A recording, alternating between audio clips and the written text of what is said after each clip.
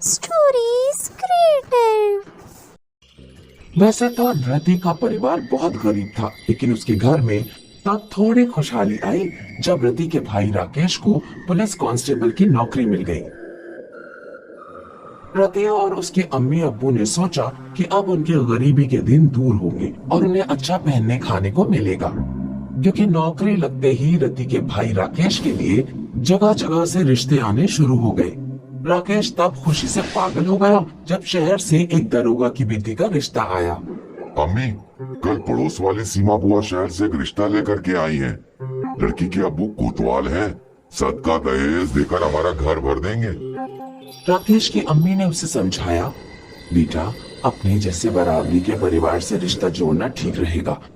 अमीर घर की नकचड़ी बहू आएगी तो वो ना तो तुम्हारी सुनेगी और ना हमारी।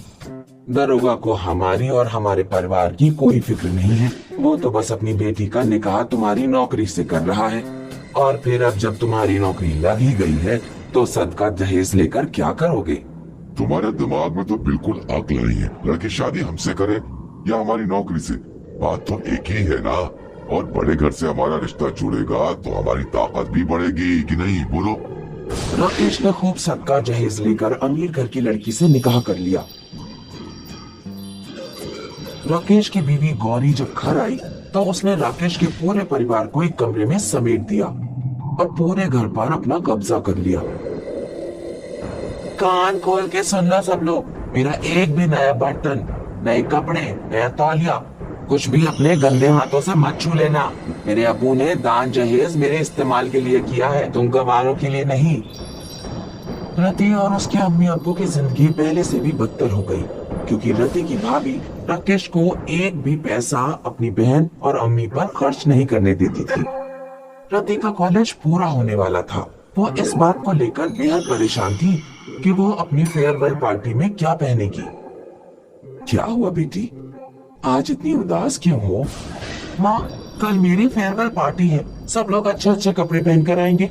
मेरे पास ना तो कोई अच्छा सूट है और ना ही साड़ी।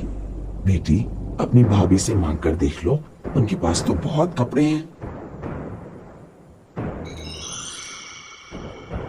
रति जब गौरी के पास साड़ी मांगने गई तो गौरी ने साफ इनकार कर दिया। जब कपड़े हैं ही नहीं तो जा क्यों रही हो फेयरवेल पार्टी में, चुपचाप घर में बैठो। रति को फेयरवेल में जाने की बड़ी तमन्ना थी, इसलिए उसने पड़ोस वाली चाची जान से एक खूबसूरत साड़ी मांग ली। अगले रोज जब रति ने वो खूबसूरत साड़ी पहनी तो वो अपनी भाभी से भी ज्यादा खूबसूरत दिख रही थी। चलन से गौरी का मुंह सड़ गया। गौरी छत पर गई और रति के घर से बाहर निकलने का इंतजार करने लगी। जैसे ही रति कॉलेज के लिए बाहर निकली, गौरी ने चुपके से उसके ऊपर गंदा पानी फेंक दिया और तुरंत नीचे आ गई। रति वापस घर लौटी तो उसकी अम्मी ने पूछा, क्या हुआ बेटी, लौट क्यों आई? अभी पता नहीं किसी ने मेरे ऊपर गंदा पानी फेंक दिया, मेरे सारे बाल खराब हो गए। शुक्र है अल्लाह का कि साड़ी गंदी नहीं हुई। बेटी, तौलिए से अच्छी तरह बालों को पोंछ लो, साफ हो जाएंगे। रति ने अपनी भाभी से तौलिया मांगा। भाभी जरा अपना तौलिया देंगे, मेरा पुराना तौलिया फट चुका है, मैंने परसों ही उसका पोछा बना लिया था।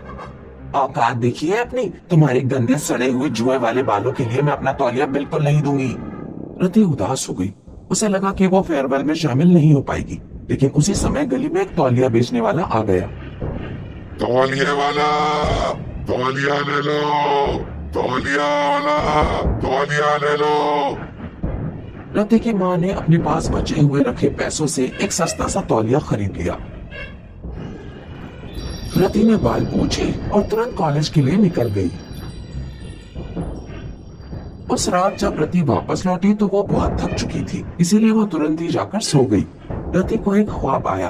ख्वाब में वही आदमी था जिससे रति की अम्मी ने तौलिया खरीदा था, और वो कह रहा था, ये एक जादुई तौलिया है जिसमें बाल पूछने पर सिर में मौजूद कोई भी चीज सोने की बन जाती है, लेकिन इसे इस्तेमाल करते हुए दो बातों का खास ख्याल रखना। पहली बात, कभी सूखे बालों पर तौलिया इस्तेमाल मत करना, और दूसरी बात, जरूरतमंद की मदद करना। अगर इनमें से कोई भी शर्त टूटी तो बहुत कुछ बुरा होगा। अगले सुबह जब रति सोकर उठी तो उसके सिर के पास सोने के जुए पड़ी हुई थी। उस दिन रति ने बाल धोए और तौलिया से पूछे तो उसके बालों से कुछ सोने की जुएं झड़ गई। रति का सिर जुओं से भरा हुआ था। इसके बाद हर रोज तौलिया इस्तेमाल करने पर कुछ जुएं सोना बन जाती थी। फिर रति की माँ रति के सिर से सोने के जुएं बीन लेते। रति ने नया घर खरीद लिया और अपने अम्मी अब्बू के साथ अलग घर में रहने लगी। गौरी के खर्च बढ़ते ही जा रहे थे। राकेश को अपनी सैलरी भी कम पड़ जाती, इसीलिए उसने रिश्वत लेना शुरू कर दिया। एक दिन राकेश के शोभा में किसी ने शिकायत कर दी कि राकेश रिश्वत लेता है। जांच हुई तो राकेश को गुनहगार पाया गया और उसे मुअत्तल कर दिया गया। गौरी और राकेश को अब एक एक पैसे की किल्लत होने लगी। गौरी को गांव वालों से पता लग गया कि उसकी ननद रति के पास एक ऐसा तौलिया है जो सिर में मौजूद चीजों को सोने का बना देता है। गौरी एक दिन रति के घर पहुंचकर बोली, ननद जी, मैं अपनी किए पर बहुत शर्मसार हूँ।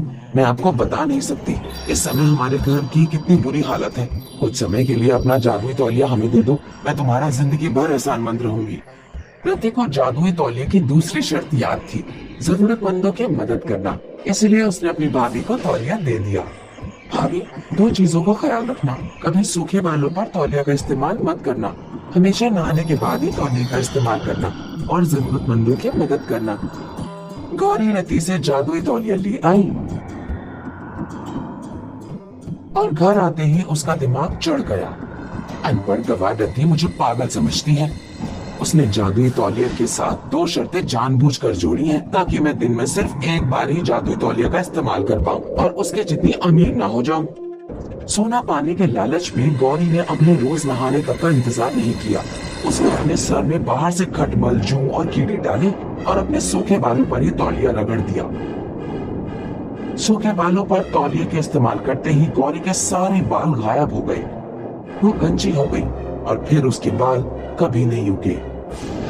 कोई मेरे बालों को वापस ले आओ, कितने खूबसूरत बाल थे मेरे।